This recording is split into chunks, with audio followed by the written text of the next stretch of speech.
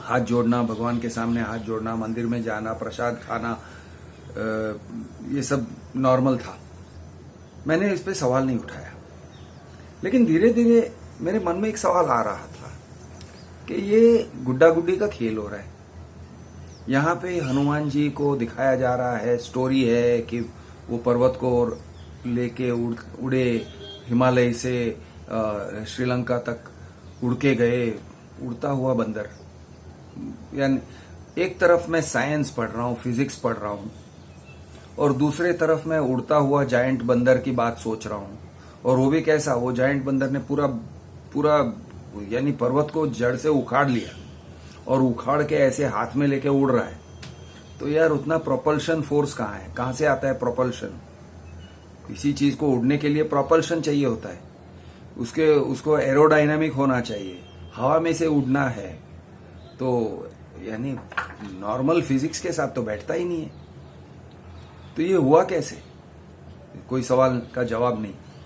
पुष्पक विमान के बारे में हम सीखते हैं कि रामायण में, और यानी अमर चित्र कथा कॉमिक्स पढ़ के भी सीखते हैं, और घर पे भी ये कहानियां सुनाई जाती है। उस बच्चा सोचता है, मैं भी सोचता था यार, पुष्पक विमान, रावण आया, सीता को खड़ा किया, एक मूविंग प्लेटफॉर्म है, बेसिकली रथ, एक उड़ता हुआ रथ, ओपन एयर। यार ओपन एयर में आप उड़ रहे हो तो विंड रेजिस्टेंस होता होगा।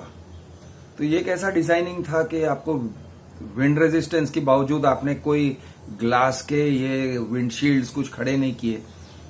अजीब लग रहा था, लेकिन सवाल नहीं किया जाता है। धीरे धीरे मैं सवाल करते हो गया, और वो इसलिए भी था क्योंकि मेरे डैड हमेशा क्वेश्चनिंग के लिए बहुत ओपन थे, लेकिन कभी कभी थोड़ा इवेसिव जवाब भी दे देते थे। कभी एक तरफ कहते थे, कभी कुछ और कहते थे। तो अगर मैं बहुत ज्यादा रैशनलिस्ट हो गया कि डैड ये हुआ कैसे, कि ये भगवान राम ने ऐसे किया और वो हमारे लिए रोल मॉडल है और ये सब है, तो यानी बिल्कुल फिट नहीं बैठ रहा है। तब मेरे डैड कहते थे, वैसे ये सारी जो कहानियां हैं और ये सारा जो धर्म है, ये मनगढ़ित हैं, लेकिन समाज को कंट्रोल में रखने के लिए मनगढ़ित कहानियां बनाई गई हैं, क्योंकि समाज को कंट्रोल में रखना था। नहीं तो सब लोग एक दूसरे की बीवी छीनते, और सब लोग एक दूसरे के घर में जाके चोरी करते और डकैती करते और मारपीट करते और खून खराबा करते। तो समाज के ऊपर सामाजिक एक कंट्रोल होना चाहिए।